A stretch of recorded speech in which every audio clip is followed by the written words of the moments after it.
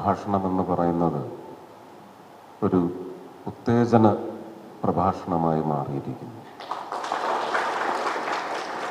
ഒരു അനുസ്മരണ പ്രഭാഷണത്തിൻ്റെ സ്വഭാവമുണ്ടായിരുന്നെങ്കിൽ പോലും അത് ഭാരതീയ ജനതാ പാർട്ടിയുടെ ജനസേവനം എന്ന് പറയുന്ന ഒരു കർത്തവ്യം. അതുകൊണ്ട് തന്നെയാണ് ഇന്നത്തെ ദിവസം ഭഗവാന്റെ ജന്മദിനം കർത്തവ്യ ദിവസമായി നമ്മുടെ ആദരണീയനായ യശസ്വി പ്രധാനമന്ത്രി ശ്രീ നരേന്ദ്ര ദാമോദർ ദാസ് മോദി കർത്തവ്യ ദിവസമായി ഇന്നത്തെ ദിനത്തെ വാജ്പേയിജിയുടെ സ്വർഗീയനായ വാജ്പേയിജിയുടെ നാമത്തിൽ പ്രഖ്യാപിച്ചിട്ടുള്ളത്. അതൊരു വലിയ ഉത്തരവാദിത്വമായിട്ടാണ്. വെറുമൊരു നാമമല്ല, ഒരു നാമമാത്രമായ പേരല്ല, ഒരു വലിയ പൊരുൾ അതിൽ ഉൾക്കൊണ്ടിരിക്കുന്നു. കർത്തവ്യ നിരതത എന്ന് പറയുന്നത് നിങ്ങളുടെ ഉത്തരവാദിത്വമാണെന്ന് നമ്മളെ ഓർമ്മിപ്പിക്കുകയും അതിലേക്ക് നമ്മളെ വഴിതെളിച്ചു വിടുകയും ചെയ്യുന്ന സന്ദേശമാണ് ആ നാമത്തിലൂടെ ഒരുപക്ഷെ കഴിഞ്ഞ 6 വർഷമായിട്ടെങ്കിലും നമ്മൾ ഇത് ഒരു വലിയ ആചാരമായിട്ട് തന്നെ തുടർന്നു കൊണ്ടുപോകുന്നത്. അത് 100 കണക്കിന് വർഷങ്ങൾക്ക് മുമ്പ്, 1000 വർഷം മുമ്പ് എന്നും പറയാം. ജന്മമെടുത്ത ത്യാഗത്തിൻ്റെയും സഹനത്തിൻ്റെയും മുന്നോട്ടുള്ള വളർച്ചയുടെയും സമൂഹത്തിൻ്റെ വളർച്ചയുടെയും ഏറ്റവും വലിയ ബിംബം ക്രിസ്തുദേവൻ്റെ ജന്മദിനവുമായി ഇണചേർന്നിരിക്കുന്നു എന്ന് പറയുന്നതാണ് ഒരുപക്ഷെ കർത്തവ്യ ദിനത്തിൻ്റെ ഏറ്റവും വലിയ അനുഗ്രഹം എന്നാണ് ഞാൻ വിശ്വസിക്കുന്നത്. ഇന്ന് ഈ നമ്മളിപ്പോൾ ഏർപ്പെട്ടുകൊണ്ടിരിക്കുന്ന പ്രവർത്തനമാണ്, പരിപാടിയല്ലത്. ഈ പ്രവർത്തനമെന്ന് പറയുന്നതിൻ്റെ പിന്നിൽ ഒരു വിശ്വഗുരുവിൻ്റെ ഹസ്തങ്ങളുണ്ട്, മനസ്സുണ്ട്. നമ്മുടെ ഇവിടെ ഇലക്ഷൻ നടക്കുന്ന ദിവസമാണെന്നാണ് എൻ്റെ ഓർമ്മ. ഇവിടെയല്ല, തിരുവനന്തപുരത്ത് 9-ാം തീയതിയാണ്, ഡിസംബർ 9-ാം തീയതിയാണ് തിരുവനന്തപുരത്ത് പോളിംഗ് നടക്കുന്നത്. അന്ന് ചൊവ്വാഴ്ചയാണെന്നാണ് എൻ്റെ വിശ്വാസം. അന്ന് നടന്ന പാർലമെൻ്ററി പാർട്ടി യോഗത്തിൻ്റെ പൊരുൾ നമ്മളങ്ങനെ പുറത്ത് പറയാൻ പാടില്ല. പക്ഷേ എങ്കിലും ഭാരതീയ ജനതാ പാർട്ടിയുടെ NDAയുടെ നേതാക്കൾ ഇവർക്കെല്ലാം ആ നിർദ്ദേശം പോയിട്ടുണ്ട്. ആ നിർദ്ദേശത്തിൻ്റെ പശ്ചാത്തലത്തിലാണ് ഇന്നിങ്ങനെ ഉള്ള സഭകൾ വിളിച്ചു കൂട്ടുന്നത്. അവരവരുടെ നിയോജക മണ്ഡലങ്ങളിൽ എന്നാണ് മോദിജി പറഞ്ഞിട്ടുള്ളത്. ജനസമ്പർക്ക പരിപാടികൾ ധാരാളമായി ചെയ്യണം. നമുക്ക് പക്ഷേ കേരളത്തിൻ്റെ പശ്ചാത്തലത്തിൽ ഒരു തിരഞ്ഞെടുപ്പ് കഴിഞ്ഞ് അതിൻ്റെ ഒരു ഫൈനാലിറ്റി എന്ന് പറയുന്നത് നാളെയാണ് നടക്കാൻ പോകുന്നത്. നാളെയല്ലേ സ്ഥാനീയരെയെല്ലാം നിശ്ചയിച്ച് അലങ്കരിക്കുന്നത് അല്ലേ? അപ്പോൾ അങ്ങനെ ഒരു ചടങ്ങ് കൂടി ബാക്കി നിൽക്കുന്നത് കൊണ്ട് നമുക്ക് തീവ്രമായി ഈ യജ്ഞത്തിൽ പങ്കെടുക്കാൻ കഴിയുന്നില്ല എങ്കിൽ ഞാൻ വളരെ വ്യക്തമായി പറയുകയാണ്, എല്ലാ ആസൂത്രണങ്ങളിലും ഒരു നിഷ്കളങ്കമായ സേവന പ്രവർത്തനം മാത്രമാണ് ഉൾക്കൊണ്ടിരുന്നതെന്ന് വീണ്ടും ഇന്നത്തെ എൻ്റെ ഈ പങ്കുചേരൽ തെളിയിക്കുക മാത്രമാണ് ചെയ്യുന്നത്. ഇതിനകത്ത് രാഷ്ട്രീയമില്ല, ലവലേശമില്ല.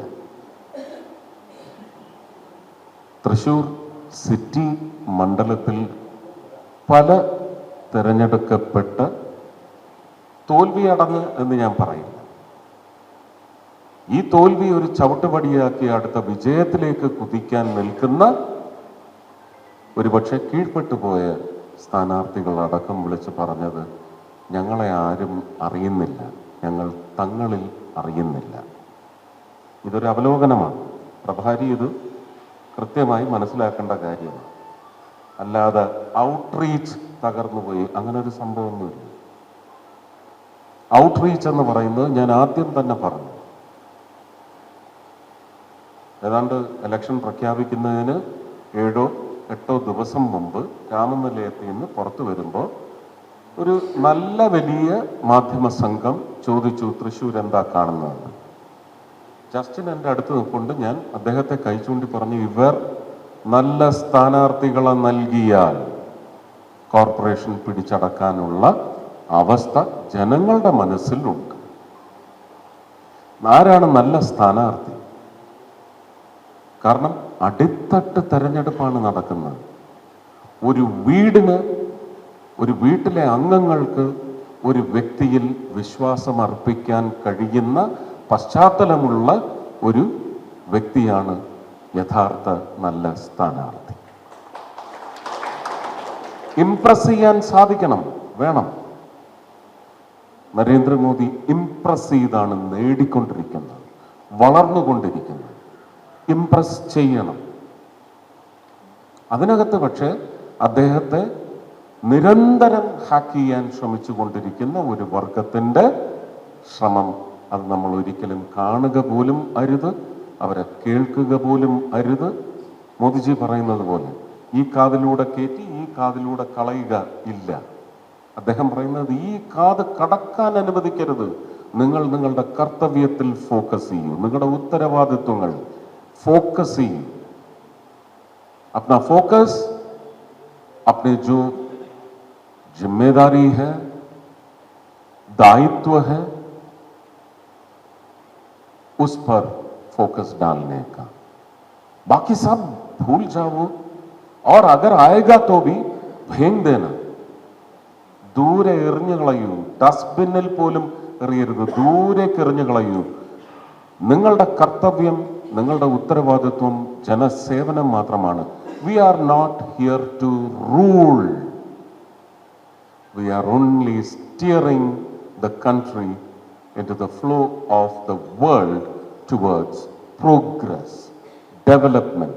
അടുത്ത യുഗത്തിലേക്ക് ലോകം നീങ്ങുമ്പോൾ ആ പാതയിലേക്ക് നമ്മൾ ഭാരതമെന്ന വികസിത ഭാരതമെന്ന സ്വപ്നം അത് യാഥാർത്ഥ്യത്തിലേക്കാക്കിക്കൊണ്ട് ആ പാതയിലേക്ക് ഈ ഭാരതം എന്ന വാഹനത്തെ നമ്മൾ ഓടിച്ചു കയറ്റുന്നു. പാഞ്ഞുകയറ്റമല്ല. 10 വർഷമായിട്ട് ചെയ്തുകൊണ്ടിരിക്കുകയാണ്. ആദ്യത്തെ 1 വർഷം ആസൂത്രണങ്ങളിൽ കൃത്യമായ ഒരു പാളിച്ചയും പറ്റാത്ത ആസൂത്രണങ്ങളിൽ മുഴുകിയിരുന്നെങ്കിൽ 1.5 വർഷം 10 വർഷമായിട്ട് അത് പ്രകടമായി ഭാരതത്തിൻ്റെ ഭൂമി തലത്തിൽ നമ്മൾ കണ്ടുകൊണ്ടിരിക്കുകയാണ്. ഇത് തന്നെയാണ് impression of Modi governance. Never Modi rule. ഭരിക്കുന്നില്ല, നമ്മൾ ഈ വാഹനത്തെ നിയന്ത്രിച്ച് കൊണ്ടുപോവുകയാണ്. നമുക്ക് എതിരായി വരുന്നത് മറ്റു രാജ്യങ്ങളല്ല. എത്രമാത്രം രാജ്യങ്ങളാണ് നമ്മുടെ പ്രധാനമന്ത്രി വഴി ഈ 147 കോടി ജനതയെ അലങ്കരിച്ചു കൊണ്ടിരിക്കുന്നത്, ആദരിച്ചു കൊണ്ടിരിക്കുന്നതെന്ന് അദ്ദേഹത്തിൻ്റെ കഴുത്തിലേക്ക് വന്ന് വീഴുന്ന ആദരവുകൾ, അത് 147 കോടി ജനതയ്ക്കുള്ള ആദരവാണ് നമ്മുടെ പ്രധാനമന്ത്രി ലോകമെമ്പാടും ഏറ്റുവാങ്ങിക്കൊണ്ടിരിക്കുന്നത്. ഇങ്ങനെ ആദരവേറ്റുവാങ്ങിയ ഒരു പ്രധാനമന്ത്രി ഇന്ത്യയുടെ ചരിത്രത്തിൽ ഇതിനു മുമ്പ് ഉണ്ടായിട്ടില്ല. ഇനി ആർക്കെങ്കിലും ഓടിയെത്തുവാൻ സാധിക്കുമോ എന്നും നമുക്കറിയില്ല.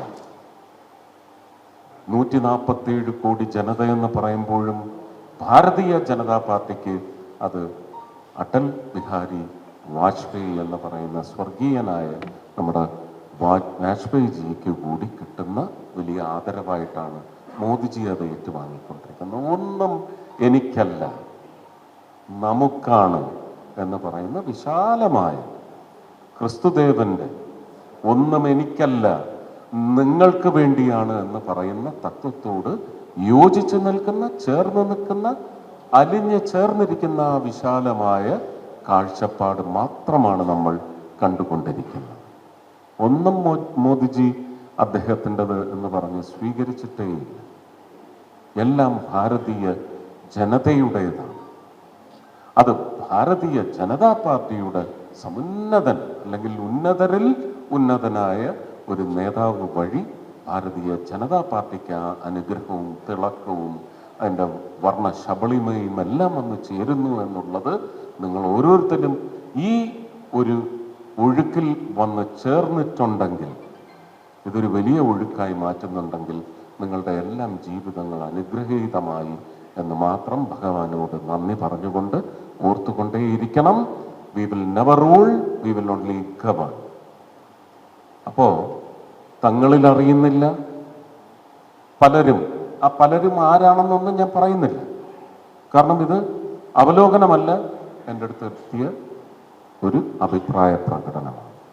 ഞാൻ അതിനെ മാനിക്കുന്നു എന്നുള്ളതിന് തെളിവാണ് ഇന്നേ ദിവസം നമുക്ക് നാളത്തെ ഒരു ചടങ്ങ് കൂടി ബാക്കി നിൽക്കുന്നത് കൊണ്ട് തീവ്രമായി ഇതിൽ എൻഗേജ് ചെയ്യാൻ പറ്റാത്തത് കൊണ്ട് കർത്തവ്യ ദിനം എന്ന് പറഞ്ഞ ആഘോഷം നടക്കുന്നുണ്ടെങ്കിൽ നിങ്ങളെയൊക്കെ ഞാൻ അറിയുക, എൻ്റെ കൂടെയുള്ള ഒരു നേതൃനിര അറിയുക, ഞങ്ങളുടെ മുകളിലുള്ള സംസ്ഥാനത്തെ നേതൃനിര അറിയുക, പരിചയപ്പെടുക എന്ന് പറയുന്ന ഉദ്യമമാണ് ഞാൻ ഇന്നത്തെ ഈ 3 മണ്ഡലങ്ങളിലും 3 ജില്ലാ ആസ്ഥാനങ്ങളിലും നടത്തിക്കൊണ്ടിരിക്കുന്ന യജ്ഞം എന്നത്. പരിപാടിയേ അല്ല. നിങ്ങളെ ഞാൻ അറിയണം, നിങ്ങളെ എൻ്റെ കൂടെയുള്ളവരറിയണം. അറിയിക്കാനുള്ള യജ്ഞമാണ് കർത്തവ്യ ദിനത്തിൽ നമ്മളിന്ന് ആചരിക്കുന്നത്. ഞാൻ ഒരുപാട് ദൂരം സംസാരിക്കില്ല എന്ന് പറഞ്ഞെങ്കിലും ഒരുപാട് വിഷയങ്ങൾ ഞാൻ ഇന്നത്തെ ദിവസം ഈ യജ്ഞവുമായി മുന്നോട്ട് പോകുന്നത് ബഹുമാനീയനായ നരേന്ദ്രമോദിജി, ശ്രീ ജഗത് പ്രകാശ് നഡ്ഡാജി, ശ്രീ അമിത് ഷാജി, ശ്രീ രാജ്നാഥ് സിംഗ് ജി, ശ്രീമതി നിർമ്മല സീതാരാമൻ, എൻ്റെ MP's കോൺക്ലേവിൻ്റെ ചെയർപേഴ്സണാണ് ആയമ്മ. ഇവരിത്രയും പേര് നൽകിയിട്ടുള്ള നിർദ്ദേശം മാത്രമാണ് ഞാൻ നടപ്പിലാക്കിക്കൊണ്ടിരിക്കുന്നത്. ജീവിതാവസാനം വരെ അവർ തരുന്ന, ഇല്ലെങ്കിൽ ആ സ്ഥാനത്തേക്ക് വരുന്നവർ നൽകുന്ന നിർദ്ദേശം മാത്രമേ ഞാൻ അനുസരിക്കൂ. ഞാൻ ഇന്നും ഒരു പൂർണ്ണ രാഷ്ട്രീയക്കാരനായിട്ടില്ല, ആവുകയുമില്ല, ആവണമെന്ന ഉദ്ദേശവും എനിക്കില്ല. നിങ്ങളുടെ കൂട്ടത്തിൽ പ്രവർത്തിക്കുന്ന, നിങ്ങളെ നയിക്കുന്ന ഒരു മനുഷ്യനായി രാജ്യ ഭരണത്തിന് വേണ്ടി അല്ലെങ്കിൽ രാജ്യ ഭരണ നിർവഹണത്തിന് വേണ്ടി പ്രവർത്തിക്കുന്ന ഒരു ജനസേവകനായിരിക്കണം. ആ ടാഗാണ് എനിക്ക് ഏറ്റവും സുപരിചിതവും. കാരണം അങ്ങനെയുള്ള മറ്റ് രാഷ്ട്രീയ കക്ഷികളിൽ പെടുന്ന ഒരുപാട് നേതാക്കന്മാരെ അറിയാം. അവരുമൊക്കെ ആയിട്ടുള്ള, ഇപ്പോഴും സ്വർഗീയരാണെങ്കിൽ പോലും അവരുമായിട്ടുള്ള ആത്മബന്ധത്തെക്കുറിച്ച് ഞാൻ പലയിടങ്ങളിലും പറഞ്ഞിട്ടുണ്ട്. ആ വ്യക്തികളെല്ലാം അമൂല്യങ്ങളായ കേരളത്തിൻ്റെ രത്നങ്ങളായിരുന്നു. അതങ്ങനെ തന്നെ തുടരും. കാരണം അതുപോലെ പ്രകടമാക്കാൻ പിന്നീട് ആരും അവരുടെ പിന്നാലെ വന്നിട്ടില്ല. വന്ന് ശ്രമിച്ചവരെല്ലാം അമ്പയെ പരാജയപ്പെട്ടു എന്ന് പറയുന്ന സത്യം കൂടി ചരിത്ര പഠനത്തിലൂടെ കേരളത്തിൻ്റെ വളർച്ച ആരൊക്കെ, അക്കൂട്ടത്തിൽ നമ്മൾ അവസാനം കണ്ട വ്യക്തി എന്ന് പറയുന്നത് ഇവരെല്ലാം കൂടി പല ഇന്ത്യയെന്നോ അതിന് സമാനമായ ചില വാക്കുകളുടെയോ ഒക്കെ പേരിൽ ഒത്തു ചേർന്ന് പരാജയപ്പെടുത്തിയ ശ്രീ ഒ രാജഗോപാൽ നേടിയെടുത്ത ഒരു മണ്ഡലമുണ്ട്. ആ ഒ രാജഗോപാൽ ജിയാണ് ഒരുപക്ഷെ ആ ഗണത്തിൽ കേരളത്തിന് വലിയ സംഭാവന ചെയ്യാനും അനുഗ്രഹമാവാനും വിധിക്കപ്പെട്ട ആ ശ്രേണിയിലെ അവസാനത്തെ നായകൻ, അടുത്ത നായകൻ ഉദിച്ചുയരണം. അതിനുവേണ്ടിയുള്ള നമ്മുടെ പ്രയത്നം ഒന്നുകൂടി നമ്മൾ ദൃഢപ്രതിജ്ഞ എടുക്കുന്ന ഒരു യജ്ഞം കൂടിയായി മാറണം ഇന്നത്തെ ദിവസം. അതിന് സ്വർഗീയ വാജ്പേയിജിയുടെ അനുഗ്രഹം എന്നും ഉണ്ടാകും എന്ന് മാത്രം അറിയിച്ചുകൊണ്ട്, ഞാൻ വേർതിരിച്ച് രണ്ടുപേരെയും കാണുന്നില്ല. ജയിച്ചവരും അവരുടെ കൂടെയുള്ളവർ എന്നാണ് ഞാൻ പറയുക. നിങ്ങൾ കൂടുതൽ ഇംപ്രസ് ചെയ്യുക. നമുക്ക് അടുത്ത സ്റ്റേജ് എന്ന് പറയുന്നത് കുറച്ചുകൂടി ജനസേവനത്തിൽ ഒന്ന് ക്രോഡീകരിച്ച് പ്രവർത്തനം ഏറ്റെടുക്കേണ്ടി വരുന്ന, ജയിച്ചു വന്നാൽ അവരൊക്കെ ഉത്തരവാദിത്വം ഏറ്റെടുക്കുന്ന, കുറച്ചുകൂടി ക്രോഡീകരിച്ച് മാത്രമേ ഒരു MLAക്ക് അടിത്തട്ടിലേക്കൊന്നും ഗ്രാസ് റൂട്ടിലേക്കൊന്നും ഇറങ്ങിച്ചെല്ലാൻ സാധിക്കില്ല. അപ്പോൾ കർത്തവ്യം പക്ഷേ അവർക്ക് അതിലും വലുതാണ്. അപ്പം അതുകൊണ്ട് അവർക്ക് ശക്തി പകരുന്ന തരത്തിൽ ജയിച്ചു വന്നവരും ജയിക്കാൻ സാധിക്കാതെ പോയവരും ഒരുമിച്ച് പ്രവർത്തിച്ച് എല്ലാ വാർഡുകളിലും, നിങ്ങളുടെ പഞ്ചായത്തിലെയോ നിങ്ങളുടെ മുനിസിപ്പാലിറ്റിയിലെയോ കോർപ്പറേഷനിലെയോ എല്ലാ വാർഡുകളിലും ശക്തമായ കർത്തവ്യ ദിനത്തിൻ്റെ എല്ലാ പൊരുളും ഉൾക്കൊണ്ടുകൊണ്ട് നമ്മുടെ ബഹുമാന്യനായ പ്രധാനമന്ത്രി നരേന്ദ്രമോദിജിയുടെ എല്ലാ ഉദ്ദേശങ്ങളും ശുദ്ധിയോടെ നിറവേറ്റുന്നതിനുള്ള കുറച്ചുകൂടി ശക്തമായ ഒരു പ്ലാറ്റ്ഫോം ഒരുക്കുന്നതിന് വേണ്ടി നിങ്ങളുടെ നിരന്തരമായ രാഷ്ട്രീയ ഇടപെടലുകളല്ല, പക്ഷെ ബന്ധം ഊട്ടിയുറപ്പിക്കുന്ന പ്രവർത്തനങ്ങളിൽ നിങ്ങൾ ഏർപ്പെടണം. നിങ്ങൾക്ക് നിങ്ങളുടെ വഴിയെ സഞ്ചരിക്കാം, ഞാൻ എൻ്റെ വഴിയെയാണ് സഞ്ചരിച്ചു കൊണ്ടിരിക്കുന്നത്. എന്തൊക്കെ സാധ്യമായി അതെല്ലാം ഞാൻ ചെയ്തിട്ടുണ്ട്. എൻ്റെ ഊര ഒടിഞ്ഞ് ഞാൻ പണിയെടുത്തിട്ടുണ്ട്. അങ്ങനെ പണിയെടുത്താൽ മാത്രമേ സാധിക്കൂ. എതിരൊലികൾ വന്നുകൊണ്ടിരിക്കും, അത് ഇന്നലെയും ഉണ്ടായി. അവർ പണിയെടുത്തുകൊണ്ടിരിക്കും. അവർ പണിയെടുക്കുന്നത് നമ്മളെ ഇല്ലാതാക്കാനാണെന്ന് ഈ തെരഞ്ഞെടുപ്പിലും അവർക്ക് തെളിയിക്കാൻ സാധിച്ചിട്ടുണ്ട്. പക്ഷെ അവർ പണിയെടുത്ത് നമ്മളെ ഒരു പടി താഴോട്ട് ഇറക്കിയിട്ടുണ്ടെങ്കിൽ നമ്മൾ ഇനി മേലോട്ട് കാണുന്ന പടികളെന്ന് പറയുന്നത് വിജയത്തിലേക്കുള്ള പടിക്കെട്ടായി മാത്രം കണ്ടുകൊണ്ട് മുന്നേറണം, മേലേറണം എന്ന് മാത്രം ആഹ്വാനം ചെയ്തുകൊണ്ടെല്ലാ നന്മകളും നേരുന്നു. ഒരുപാട് സ്നേഹം, നന്ദി, നമസ്കാരം.